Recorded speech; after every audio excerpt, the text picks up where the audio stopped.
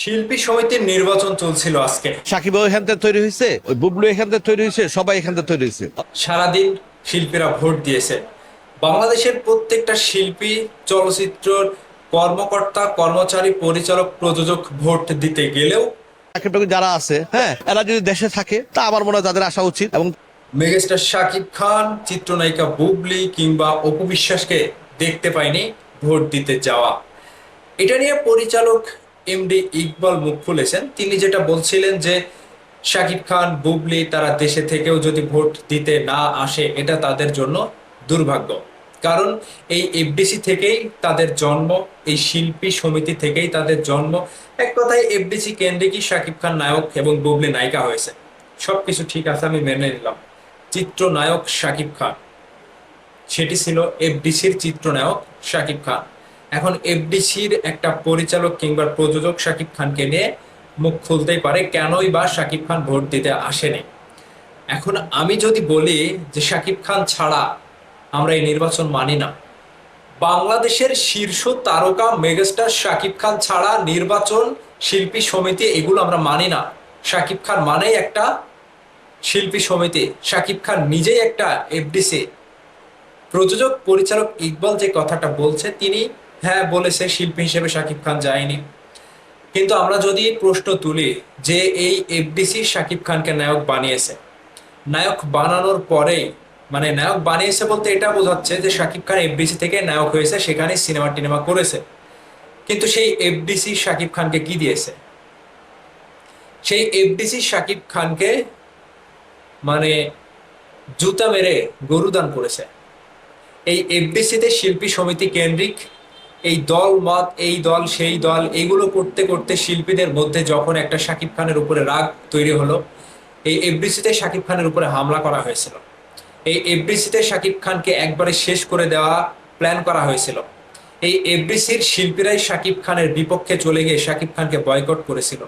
এই এফডিসি শাকিব খানকে বিভিন্ন রকম ভাবে ষড়যন্ত্র করে বাংলাদেশ ফিল্ম ইন্ডাস্ট্রি থেকে সরিয়ে দিতে চেয়েছিল। এই এফডিসির শিল্পীরাই কতটা নিমুখ হারামি করতে পারে সেটা শাকিব খানের সাথে করেছে। 2010-11 সালে, আমি যদি ভুল না করি, চিত্রনায়ক ওমর সানি ভাই এবং মেগাস্টার শাকিব খান তারা শিল্পী সমিতির দায়িত্বে ছিল, সাধারণ সম্পাদক এবং সভাপতি হিসেবে দুজনই। সেই সময়টাতে সানি ভাইয়ের সাথে শাকিব ভাইয়ের একেবারে অফিস করা, একসাথে চলাফেরা সবকিছু ঠিক ছিল। সেই সময়ে নির্বাচন কেন্দ্রিক জাহিদ খান প্যানেল আসা, সবকিছু মিলে শাকিব খানের উপরে যে হামলা করা হয়েছিল, সেদিন শাকিব ভাইকে শেষ করে দেওয়ার প্ল্যান করা হয়েছিল। আমি যতটুকু শুনেছি, সেদিন ওমর সানি ভাই শাকিব ভাইকে ডেকে নিয়েছিল ফোন দিয়ে। সেখানে যাওয়ার পরে সানি ভাই নিজেও হয়তো এটা বুঝতে পারেনি যে শাকিবের উপরে এত বড় কিছু হবে। আজকে যখন নির্বাচন হচ্ছে সেখানে শাকিব খান যায়নি, না যাওয়াটা কি স্বাভাবিক নয়? হতে পারে তিনি ব্যস্ততার কারণেও যেতে পারেনি কিংবা যায়নি। এর আগেও একটি নির্বাচনে শাকিব খান গিয়েছিল। নির্বাচনে শাকিব খান এফডিসিতে ঢোকার পরে কি একটা উত্তেজনা, আমেজ, যেন সবকিছু ঘিরে শাকিব খানকে ঘিরেই সবকিছু আয়োজন, এরকমটা হয়েছিল। কিন্তু এবারে শাকিব ভাই যায়নি। কিন্তু সেবারও শাকিব ভাই যাওয়ার সময় একটা কথা উঠেছিল, শাকিব খানের সাথে যারা যারা গিয়েছিল তাদেরকে এফডিসিতে ঢুকতে দেওয়া হয়নি কিংবা বাধা প্রাপ্ত করা হয়েছিল। শাকিব ভাই খেপে গিয়েছিল যে এটা আমার ঘর, এটা আমার এফডিসি, আমি কাকে জবাবদিহিতা করতে যাব?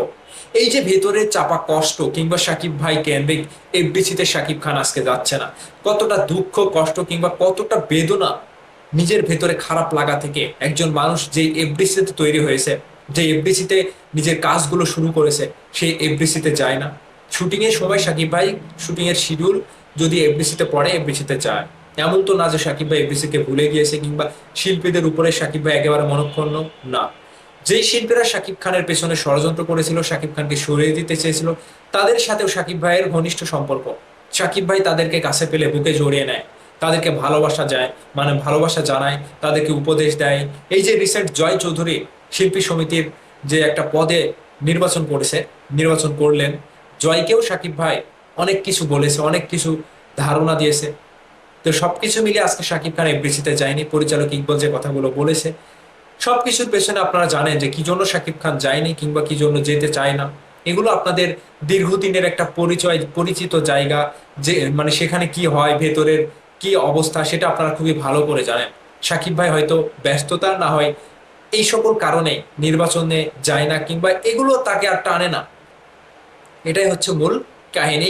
সাকিব ভাইয়ের কাছ থেকে এরকমটাই হতে পারে।